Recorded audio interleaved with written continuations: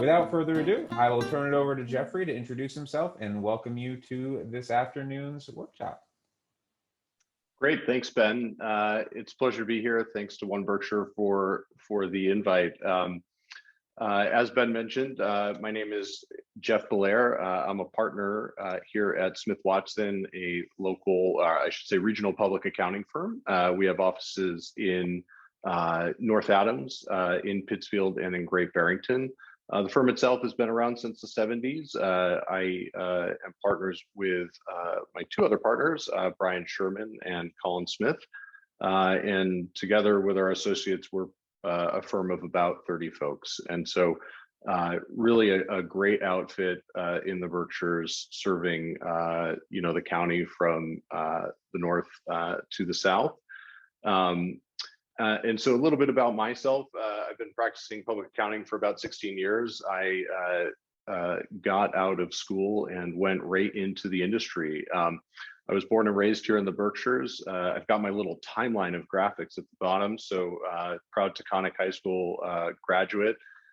From there, went off to UMass Lowell. I think that like any Berkshire kid, we long to leave when we get through high school, and then time goes on and things develop, and you find or at least I did, had a desire to come back and give back to the community that helped prop me up where I am today. So after graduating college, I went down to Boston with my now wife, who was going to law school at the time, and so found myself a job at a public accounting firm down on State Street.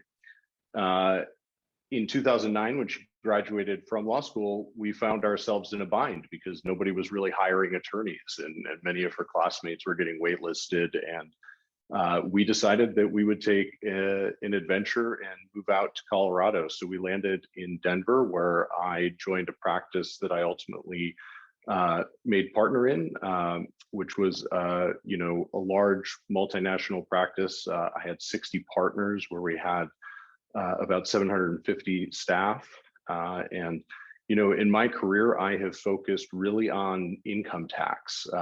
You hear the term accountant, and we'll talk a little bit about what maybe misconceptions are about accountants later. But we had a great tax practice there, and really my focus specifically in tax was around helping families, helping small business owners, and really helping them navigate different facets of their lives. And I found it fascinating. Income tax is a complex, ever-changing arena that doesn't come naturally to a lot of people, and for one reason or another, I found myself understanding it easily, and enjoyed helping people that way. My book of business is probably about 60 to 70% still based in Denver, but with wonderful technology, I'm able to keep my clients and continue to service them from the Berkshires. When I came back, I didn't want to be solely focused in Denver, and so I did make a promise that I'd focus some of my efforts to local businesses and individuals here in Berkshire County, stemming down into northern Connecticut and over the border into New York, and a bit up into Vermont too. So that has been a great way to get integrated back into the community. So today we're going to break up the session into 4 15-ish or so sections. We're going to talk really about a business's financial makeup, and really what goes into that, at least in my belief, is organizing a team of great advisors. You've got your finances and the related documentation that you need to keep, accounting systems that help you organize that data, and then a section on current awareness, which just really presents on some more relevant topics to today, and some things that are affecting businesses still, but really with the with the mindset that current awareness is a very healthy part of your business finances. You can't just set it and forget it. You really need to stay plugged in, right? And so, as Ben mentioned, this is really a focus on reinforcing financial systems, with a focus on improvement, recovery, and future preparedness. I think a lot of business owners went into this pandemic without a real great plan, right? And the more ready you are for something like this in the future, the better prepared you'll be to weather the storm. So we're going to start out talking about organizing a team of advisors. The firm that I came from in Denver had a real focus on not just being a service provider of a particular deliverable or commodity. If you think, of lawyers and delivering contracts, or accountants and delivering tax returns, that's one way to go about it. But we had a belief that if you could really become a trusted advisor to your clients, not only would you enjoy your career more, but your clients would be better off because of it. And so I say, whether you have a startup or you have a seasoned business operation, you should establish and maintain a team of trusted business advisors, right? And who are those people? What types of disciplines do they practice in? So, clearly biased accountant, right? Very important part of the equation. Accountants can be internal to the organization. They can be external. We'll talk about that in a little bit. Attorneys tend to be more external to the organization unless you are a bigger outfit and have internal counsel. Insurance agents, very important. Bankers, hugely important to us during the pandemic, but also equally as important in day-to-day operations. And then, industry-specific consultants, which I think are, more strategic as it relates to, really what you're doing every day. These advisors are available to you both in the good times and the bad times. You think about it, right? An accountant is there to help you, get through your day-to-day operations. Sometimes they're also there when the IRS comes knocking and wants to do an audit, right? Attorneys, they're helping you get your new business off the ground and draft your operating agreement. They're also there to help you when litigation may come along, right? Insurance agents helping you manage risk, but also helping you when something pops up, et cetera, right? So, the one thing I do advise clients is that when you're seeking out new professionals, ask for referrals, ask who your fellow business owners are using, ask who they like, who they've worked with, avoid the cold call, right? We get a lot of cold calls, and, really, some of them turn out to be wonderful. Some of them turn out just not to be the right fit. But I think that if you start with some due diligence and reference checks, you'll be better off for it.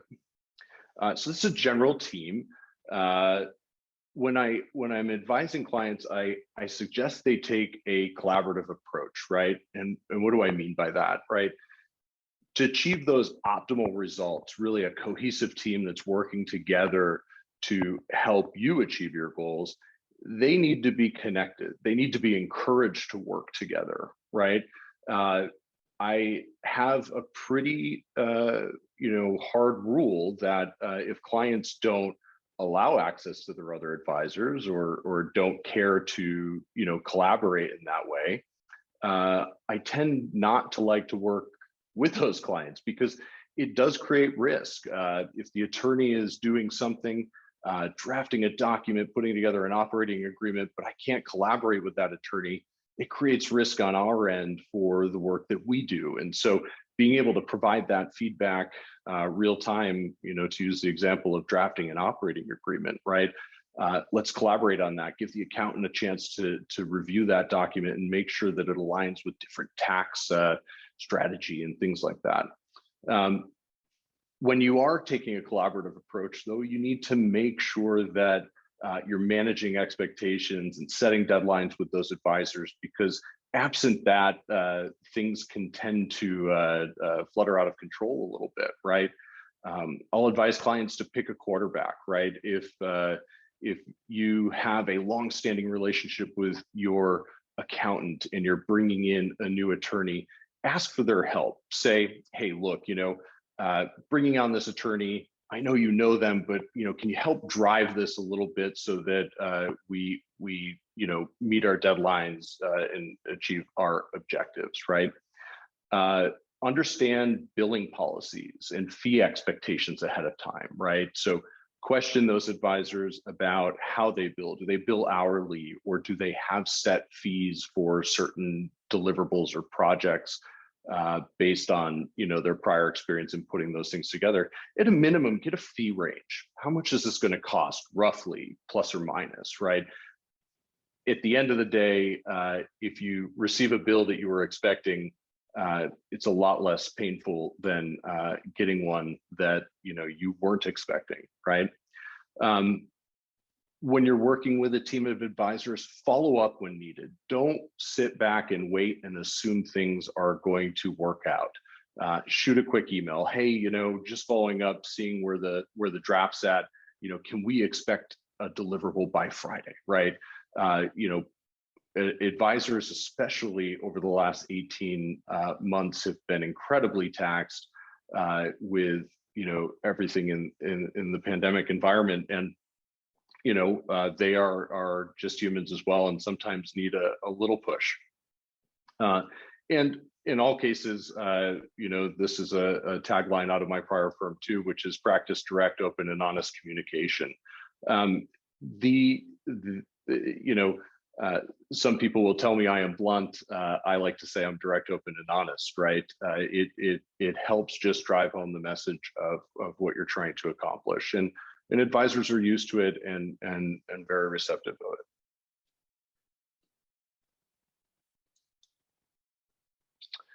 When you engage with your advisors, seek their counsel and be a driver of meaningful conversation, right? If you put a framework around that conversation, which I have suggested here, would be to present the facts and ask for interpretations. Hey, advisor, attorney, accountant, here's what I've got. What do you see, right? They may see it completely differently than you do, which is helpful, and why you have them there available as a resource. You may be seeing this particular situation for the first time, but that your advisor may have seen it, a dozen times in the last 2 months, right? And so seek out their interpretation of what you have in front of you. Seek their opinion of the situation, right? So, okay, here's what we have. What do you think? Where should we go from here? And then ask for their experience in similar situations with other clients. Again, they are working with you and you are working with them, but they work with a lot of other clients as well, and have likely seen what you're experiencing. And look, sometimes accountants, sometimes lawyers, and others are not the most outgoing breed, right? Some of us love to talk. Some are more what I like to call the old green visor accountant, right? And so they may need some poking and prodding to share the knowledge that they have, right? And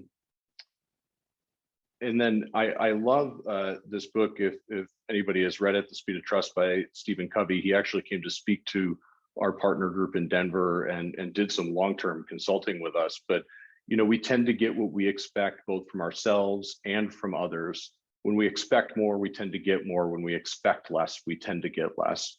And I think it's very true. When you are working with an advisor and you just in your mind you're going to get your tax return on the 15th of April, or you're going to get that operating agreement a day before it needs to be signed. Unless you expect more from them and you drive that process, you're going to get less, right? And so really take an active role, take a proactive role with your advisors, and make sure that you are getting the service that you would expect. I have a comment in my note fields here that says if you or your advisor get complacent, it's probably time to assess the situation or potentially time to move on. Don't be complacent. Be engaged and use the team for the knowledge that they have. I'm going to move on to talking a little bit about accounting. Bookkeepers and accountants. I had to dispel this myth, right? So oftentimes business owners use the term bookkeeper and accountant interchangeably. They're two different roles, right? Bookkeeper, a keeper of the books, right? Those are typically internal folks that are recording your financial transactions on a day-to-day basis. They're reconciling your bank accounts and your loan accounts, coordinating payroll or running payroll, right? If you don't have an outside payroll company. They generate reports for management. They prepare your internal financials, and they largely fill an operational need within the organization, right? Accountants, whether they be CPAs or outside type accountants, really are those that are analyzing the data that bookkeepers will produce, right? They prepare and file your income tax returns with the IRS and state jurisdictions.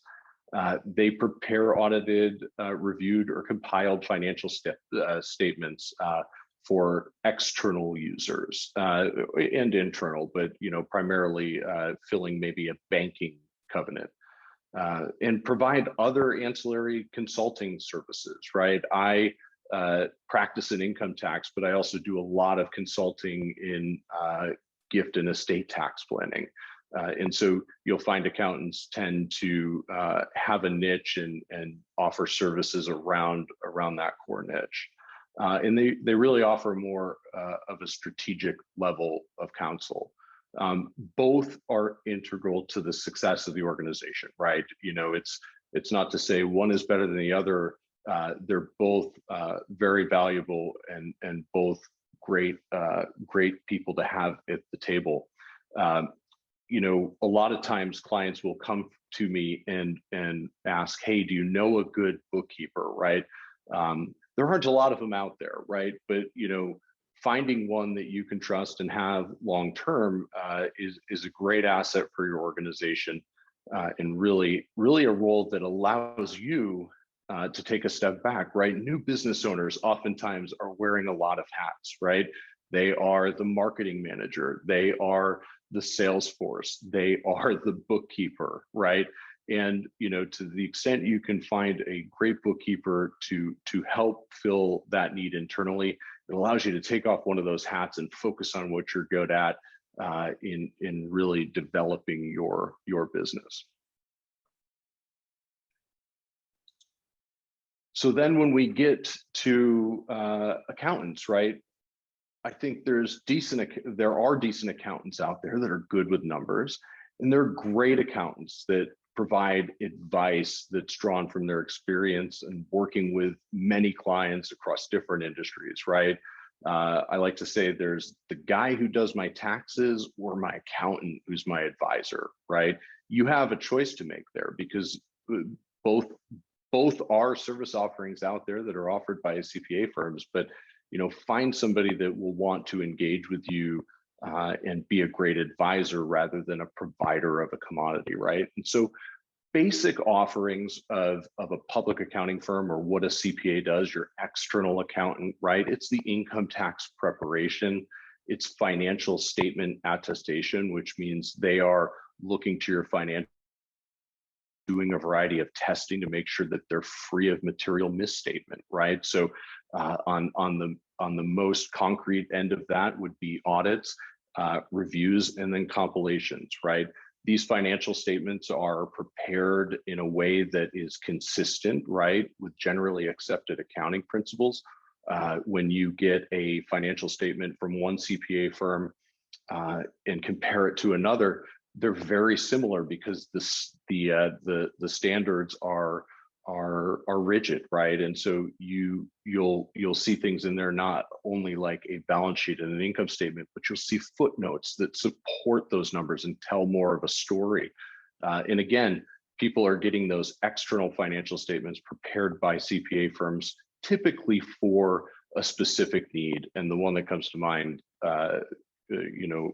most quickly is really loan covenants, right? So a bank may have extended credit to you as an organization, and they say, as part of that, we're going to need to have audited financial statements of the businesses, your business each year. Great, that is a basic offering of a firm. But beyond the basics, really the firms that are out there providing, more consultative services, right? Rather than just doing income tax preparation, right? Look to somebody who can do planning and strategy, right? I say that there are, a few ways to get a tax return done, right? You can get it done, it can be right, but is it optimal, right? Are we taking advantage of all the different, facets of the Internal Revenue Code that are meant to help support our businesses? Whether it be R&D tax credits or some of the pandemic related assistance that came out over the last 18 months. Beyond basics, accounting firms can help you implement your accounting system. They can help you troubleshoot it along the way, help with cash flow forecasting and budgeting, business structure and entity selection. They can bridge a gap between your business and you as an individual, right? Oftentimes as a business owner, it's the same, right? But as your business develops and matures over time, you want to make sure that you are thinking about yourself and not just maybe reinvesting all your capital back into the business, right? Leaving some for yourself at the end of the day. And they provide proactive and strategic counsel. And with accountants, right, they see all aspects of your financial world and sometimes not your financial world, beyond that, right? Other advisors are often brought in for a specific need, right? Hey, attorney, I need you to review this contract, right? And you may talk to them, once every couple of years. But accountants are touching base, probably quarterly to talk about estimated tax payments. They know what's going on. They just have a higher and more consistent level of touch, right? I may be biased, but I think it is true. And for that, we find that, a lot of clients really do lean on us as that quarterback or that advisor.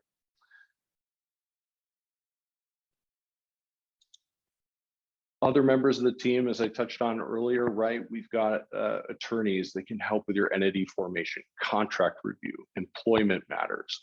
Reach out to your insurance agent to make sure that you have business insurances to fit your needs, right? Make sure that insurance agent actually knows what you do so that you're covered in an appropriate way. Life insurance for buy-sell agreements, right? Disability insurances, and even benefits for your employees, right? A firm who knows your business will be better at serving you and protecting you from risk if they really know what it is that you do, right? Bankers, working with bankers all the time, and really have appreciated the local banking community over the last 18 months.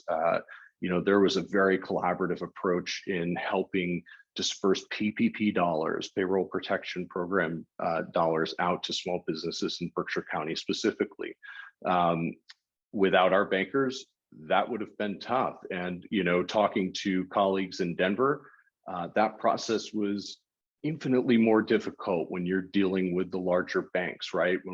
When I was able to deal with community banks here in town during the pandemic, that process was much easier than my colleagues in cities were having. And then your industry consultants really provide probably that specific strategic planning, right? You're sitting down to do, a strategic 5-year plan, right? And really having an understanding of, industry metrics and benchmarks, KPIs, and things that they can offer insight into that are specific to what it is that you do.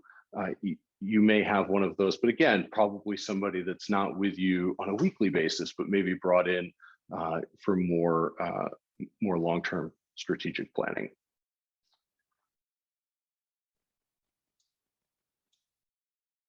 And so I have a great case study of collaboration here in the Berkshires.